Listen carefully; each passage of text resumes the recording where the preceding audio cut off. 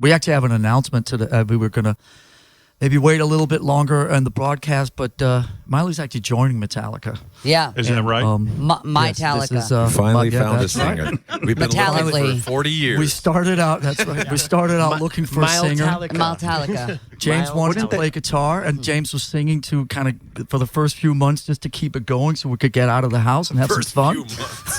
And he's still singing, but all that's in the past now.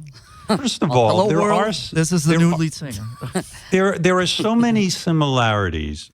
Well, first of all, I'm gonna talk about Miley behind her back, but Miley's difficulty in life, not that it's a difficulty, but she really, as a kid, was put on this Disney show, Hannah Montana.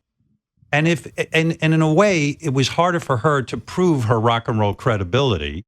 And the fact that she's a bigger singer than just pop music, unlike Metallica, who, you guys had your childhood and you could form your own sort of vibe and what you wanted to do. On the other hand, can you imagine being like a 7-year-old or a 9-year-old? I don't know how old you were when you started Hannah Montana, Miley, but it was young. And so you don't really get to form your rock and roll identity if that's what really is living inside of you. You know what I mean? A lot of rock and roll is also about making people talk, and question and say something. And so that's why I had originally covered Nothing Else Matters.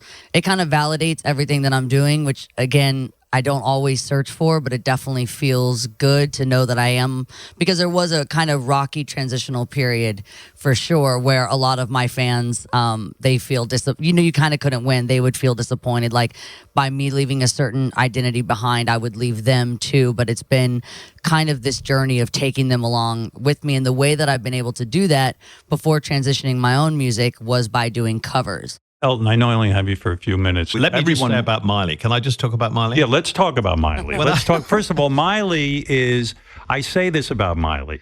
Miley is a great singer, and Miley is a great rock and roller.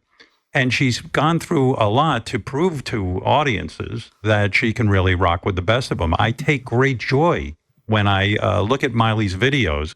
And underneath you read comments like, wow, Miley Cyrus can really rock. Man, she's got the chops, blah, blah, blah, blah, blah. But it's been a rough road for her to prove herself in a way, right? She had to. She doesn't have to after.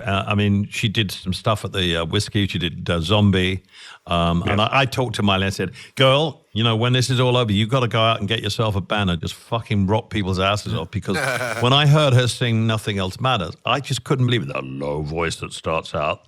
And then it just astonishing, her voice.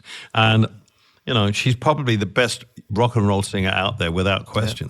Agreed. It's been frustrating. I know it's been frustrating her because she can't because of COVID, but she's been itching to do this kind of shit for a long time. And now she can. And people are just going to be blown away by this.